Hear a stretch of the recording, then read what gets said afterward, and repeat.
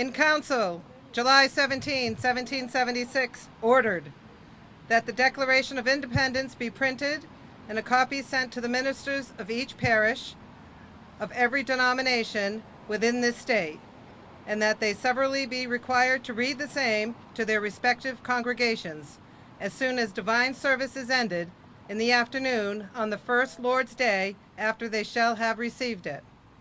After such publication thereof, to deliver the said declaration to the clerks of their several towns or districts, who are hereby required to record the same in their respective town or district books, there to remain as a perpetual memorial thereof. In the name and by the order of the Council, R. Derby, President, John Avery, Deputy Secretary.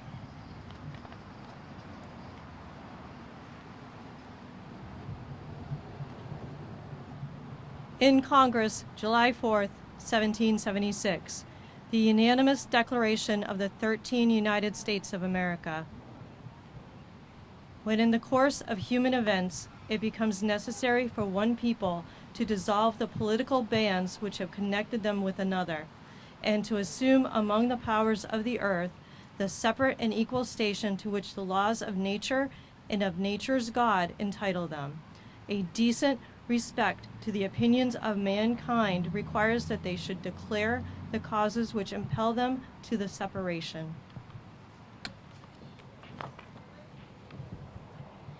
We hold these truths to be self-evident, that all men are created equal, and that they are endowed by their Creator with certain unalienable rights, that among these are life, liberty, and the pursuit of happiness, that to secure these rights, governments are instituted among men, deriving their just power from the consent of the governed, that whenever any form of government becomes destructive of these ends, it is the right of the people to alter or abolish it and to institute new government, laying its foundation on such principles and organizing its powers in such form as to them shall seem most likely to affect their safety and happiness.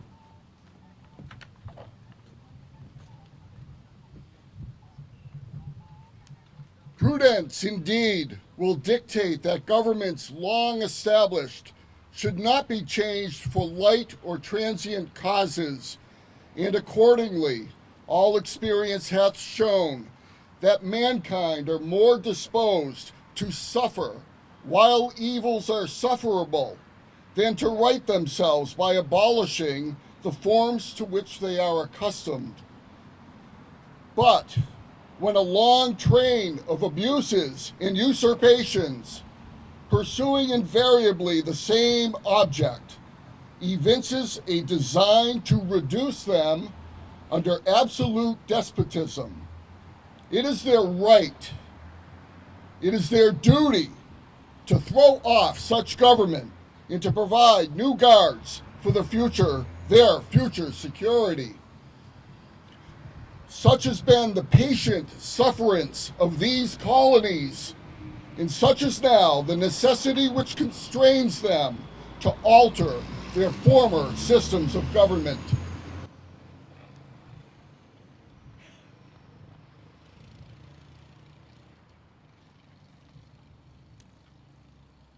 The history of the present King of Great Britain is a history of repeated injuries and usurpations, all having in direct object the establishment of an absolute tyranny over these states.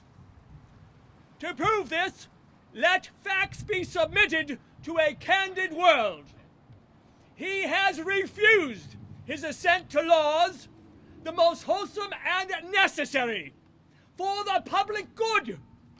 He has forbidden his governors to pass laws of immediate and pressing importance, unless suspended in their operation till his assent should be obtained.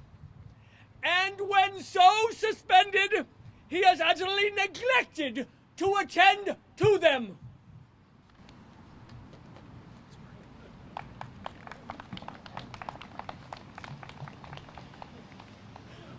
He has refused to pass other laws for the accommodation of large districts of people unless those people would relinquish the right of representation in the legislature, a right inestimable to them and formidable to tyrants only. He has called together legislative bodies at places unusual, uncomfortable, and distant from the depository of their public records for the sole purpose of fatiguing them into compliance with his measures. He has dissolved representative houses repeatedly for opposing with manly firmness his invasions of the rights of the people.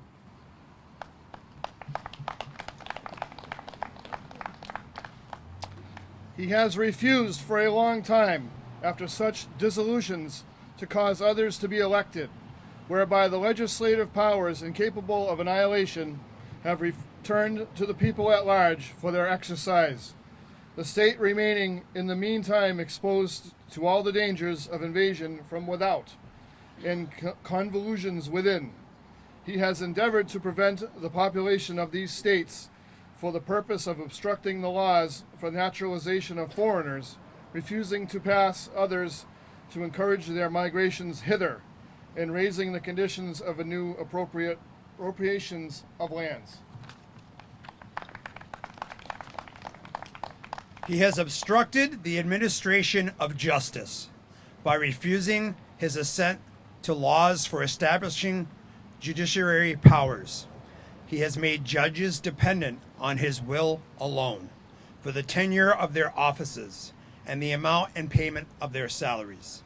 He has erected a multitude of new offices and sent hither swarms of officers to harass our people and eat out of their substance.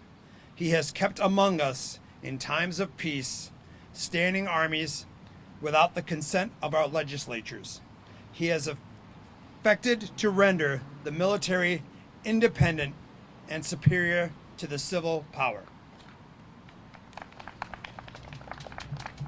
He has combined with others to subject us to a jurisdiction foreign to our Constitution and unacknowledged by our laws, giving his assent to their acts of pretended legislation, for quartering large bodies of armed troops among us, for protecting them by a mock trial from punishment for any murders which they should commit on the inhabitants of these states, for cutting off our trade with all parts of the world, for imposing taxes on us without our consent, for depriving us in many cases of the benefits of trial by jury.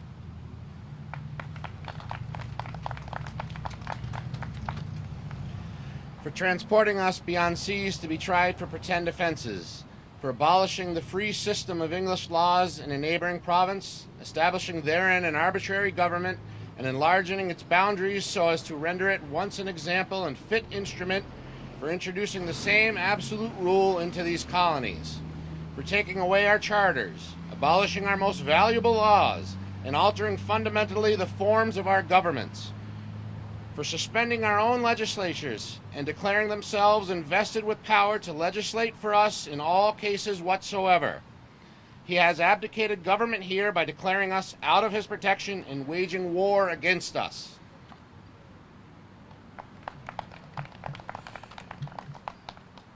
He has plundered our seas, ravaged our coasts, burnt our towns, and destroyed the lives of our people. He is at this time transporting large armies of foreign mercenaries to complete the works of death, desolation, and tyranny. Already begun, the circumstances of cruelty and perfidy scarcely paralleled the most barbarous ages, and totally unworthy the head of civilized nation. He has constrained our fellow citizens, taking captives on the high seas to bear arms against their country, to become the executioners of their friends and brethren, or to fall themselves by their hands.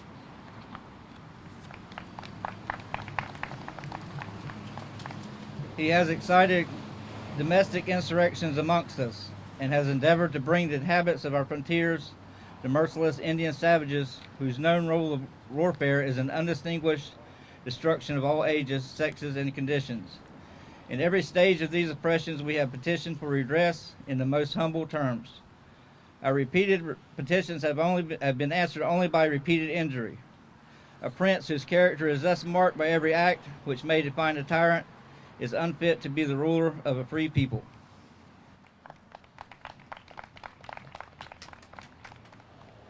Nor have we been wanting in attentions to our British brethren. We have warned them from time to time of attempts by their legislature to extend an unwarrantable jurisdiction over us. We have reminded them of the circumstances of our emigration and settlement here. We have appealed to their native justice and magnanimity, and we have conjured them by the ties of our common kindred to disavow these usurpations, which would inevitably interrupt our connections and correspondence. They, too, have been deaf to the voice of justice and of consanguinity. We must therefore acquiesce in the necessity which denounces our separation and hold them, as we hold the rest of mankind, enemies in war, peace in peace, friends.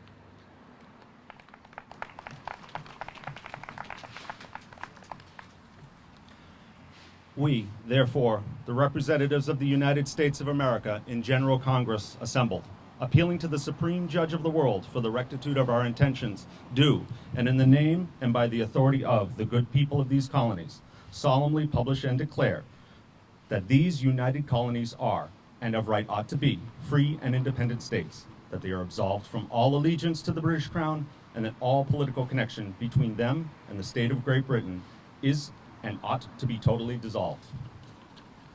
And that as a free and independent states, they have the full power to levy war, conclude peace, contract alliances, establish commerce, and do all of the other acts and things that which independent states may right do. And for the support of this declaration, with a firm reliance on the protection of divine providence, we mutually pledge to each other our lives, our fortunes, and our sacred honor.